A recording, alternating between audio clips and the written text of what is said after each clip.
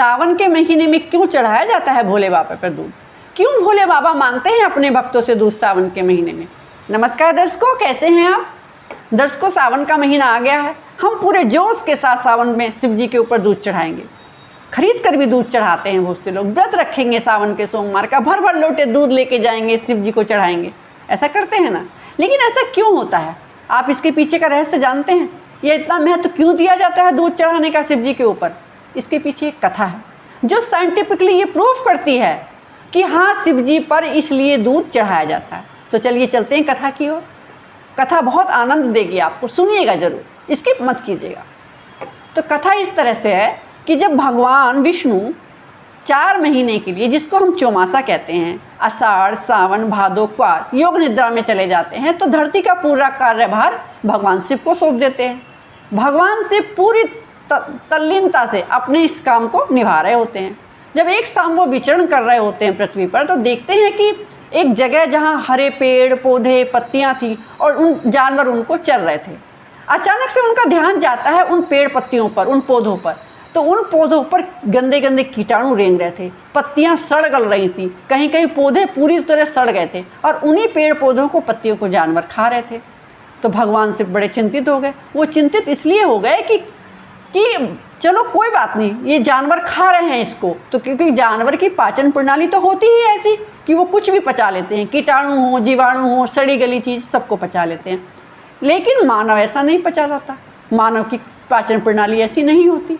अब यहाँ मानव का क्या मतलब? मानव का मतलब ये है कि जब वो जानवर ने उस पेड़ पत्तियों को खा लिया, तो जो दुधारू जानवर होते थे उनके दूध में जाके वो कीटाणु मिल गए और उसी दूध को हम पृथ्वीवासी पीते हैं, सब मानव पीते हैं। अब भगवान शिव चिंतित हो गए कि भाई दूध तो विषैला है ये, और इस विषैले दूध को अगर मानव पिएंगे, प्राणी पिएंगे तो बीमार हो जाएंगे। सोचने लगे कि क्या ऐसा किया जाए कि इससे मानव को दूध पीने से बचाया जाए, प्राणियों को दूध पीने से बचाया जाए। और वो अच्छी तरह से जानते थे कि अगर सीधी उंगली से तो बात बनेगी नहीं, उंगली तो टेढ़ी करनी पड़ेगी, कुछ युक्ति तो ऐसी लगानी पड़ेगी कि इस दूध को लोगों को पीने से बचाया जाए। तो उन्होंने सोचा कि कुछ ऐसा करते हैं कि लोग सारा दूध मुझे दें। तो उन्होंने ये बात चलाई, ये प्रथा चलाई कि सावन के महीने में जो भी मेरे ऊपर ज़्यादा से ज़्यादा दूध चढ़ाएगा उसकी मैं सारी मनोकामनाएं पूरी करूँगा। लालच दिया, क्योंकि मानव तो लालची होता है, बिना लालच के तो हम लोग कुछ करते नहीं हैं, आप भी और हम भी। तो उन्होंने ये युक्ति बनाई। तो तब से ये प्रथा चली आ रही है कि सावन के महीने में भोलेनाथ पर दूध चढ़ा देना चाहिए। अब यहाँ कई सारे तर्क निकल के आएंगे। बहुत से लोग कहेंगे कि अरे कुछ नहीं होता, हम तो पीते हैं सावन के महीने में दूध। तो क्या आप बीमार होने का इंतजार कर रहे हैं? आपको पता है कि आप कल भी बीमार नहीं होंगे। अगर आप आज स्वस्थ हैं तो क्या आप जानते हैं कल बीमार नहीं होंगे? कहा गया है ना, prevention is the better than cure. तो अपने आप को बचा के रखिए, इस दूध को मत पीजिए। अब यहाँ दूसरे धर्मों की बात आ जाती है। वो जैसे मुस्लिम हैं, हमारे ईसाई हैं, या सिख धर्म के जितने बाकी लोग हैं जो शिव जी पे नहीं चढ़ाते दूध, अब वो क्या करें? भाई कुछ मत कीजिए, आप दूध मत निकालिए ना उन जानवरों का, उनके बछड़ों को पीने दीजिए। उनमें तो है पाचन शक्ति इतनी कि उस दूध को पचा लेंगे। अब उस दूध को पिएंगे इस महीने में, 1 महीने वो पूरा दूध अपनी माँ का लेंगे, जो कि हम उनको बेचारों को थोड़ा थोड़ा छोड़ते हैं अपने लालच में। पूरा दूध पिएंगे तो भी हष्ट-पुष्ट होंगे, उनकी आने वाली नस्लें भी हष्ट-पुष्ट होंगी। तो इसमें भला तो हमारा ही है ना। तो ये कथा ये कहती है कि आप इस महीने दूध खुद मत पीजिए, क्योंकि वो दूध विषैला होता है, वो भगवान शिव पे चढ़ा दीजिए। क्योंकि भगवान शिव का तो काम ही ये रहा है कि जब जब इस धरती पर किसी भी चीज़ ने विषैले रूप में जन्म लिया है, भगवान शिव ने उसको अपने ऊपर ले लिया। अब आप सांप देख लीजिए, सांप विषैला होता है ना, उनको उन्होंने अपने गले में लपेट लिया। बिच्छू हैं, आप देखेंगे बिच्छू के कुंडल पहनाए भोले बाबा को दिखाया जाता है, क्योंकि जहरीला होता है। इसी तरह जब समुद्र मंथन हुआ था और विष निकला था उसमें, तो उन्होंने अपने दैत्यों को, देवताओं को उस विष से बचाने के लिए सारा विष अपने कंठ में पी लिया था। तो ये भगवान शिव का काम ये है कि जब जब कोई चीज़ धरती पर विष के रूप में पैदा होती है या जन्म ले लेती है, तब तक भगवान शिव उसको अपने ऊपर धारण कर लेते हैं। ऐसे ही धारण कर लेते हैं ना, जैसे हमारे माता पिता को अगर पता चल जाए कि कोई चीज़ खराब है, वो मेरे बच्चे के लिए सही नहीं है, वो उसके अपने ऊपर ले लेते हैं। इसी तरह हम भोले बाबा की संतान हैं, वो हमारे माता पिता गुरु बंधु सब हैं।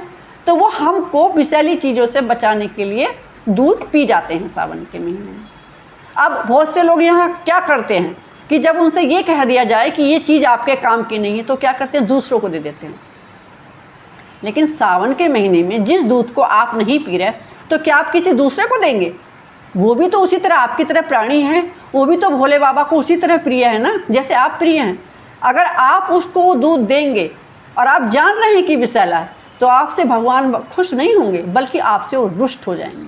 तो सावन के महीने में कभी भी किसी को दूध दान मत दीजिए। देना है तो कुछ और दीजिए ना। अगर आप इतने ही भावनात्मक रूप से किसी से जुड़ रहे हैं, आप नहीं देख पा रहे किसी को भूखा, तो आप उसको बहुत सारी चीज़ें हैं दूध के अलावा, भोजन दीजिए, रोटी दीजिए, दाल दीजिए, सब्जी दीजिए, लेकिन सावन के महीने में दूध मत दीजिए। और हाँ, आपको दूध देना है तो दीजिए ना, बाकी के 11 महीने हैं खूब दान दीजिए आप दूध का जितना आप में सामर्थ्य है। लेकिन सावन के महीने में किसी को दूध दान मत दीजिए, ना खुद दूध पिए, ना किसी को दान दीजिए। और शिव जी पर जितना हो सके शिव जी पर चढ़ाइए। और शिव जी से चढ़ाने से भी आपके घर में दूध बच रहा है तो उन जानवरों के बछड़ों को पिलाइए। इससे आपकी सारी मनोकामनाएं भी पूरी हो जाएंगी। अब आप कहेंगे कि कैसे मनोकामनाएं पूरी हो गई, ऐसे कैसे हमारी मनोकामनाएं पूरी होगी? ऐसे होंगी ना कि देखिए, पहली बात तो आपने दूध नहीं पिया तो आप बीमार नहीं हुए। बीमार नहीं हुए तो आप काम धंधा अपना अच्छे से करते रहे जैसे कर रहे हैं। तो जब हम बीमार नहीं हुए और अपना काम करते रहे तो पैसा भी हमारे पास बराबर आता रहा। इंसान को क्या चीज़ चाहिए होती है ज़िंदगी में? आर्थिक, शारीरिक और मानसिक सुख, खुश। यही तो सारी मनोकामनाएं हम मांगते हैं भगवान से। अच्छा, आप बताइए, आप भगवान से क्या मांगते हैं? आर्थिक, शारीरिक, मानसिक, 3 ही चीज़ें तो मांगते हैं। अब आर्थिक में तो बहुत सके मुझे गाड़ी चाहिए, बंगला चाहिए, आता तो आर्थिक में ही है ना। मुझे नौकरी चाहिए, आता तो आर्थिक में ही है ना। तो इस तरह से हम भगवान शिव को दूध चढ़ा के खुद उस दूध को ना पी के 3 वरदान ले लेते हैं, शारीरिक, आर्थिक और मानसिक। तो सावन के महीने में दूध ना पीजिए, ना किसी को पिलाइए, सारा दूध जानवरों के बछड़ों को पिलाइए, कुछ भोले बाबा को चढ़ाइए। ऐसा आप सावन के महीने में कीजिए। और हाँ, अगर आपको मेरी वीडियो, मेरी कहानी, मेरे कहने का ढंग अच्छा लगता है तो मेरे वीडियो को सब्सक्राइब कीजिए, अपने दोस्तों को शेयर कीजिए। और मेरी कहानी में आपको सबसे अच्छा क्या लगा या बुरा भी अगर कुछ लगा तो कमेंट करके मुझे ज़रूर बताइए। नमस्कार दर्शकों।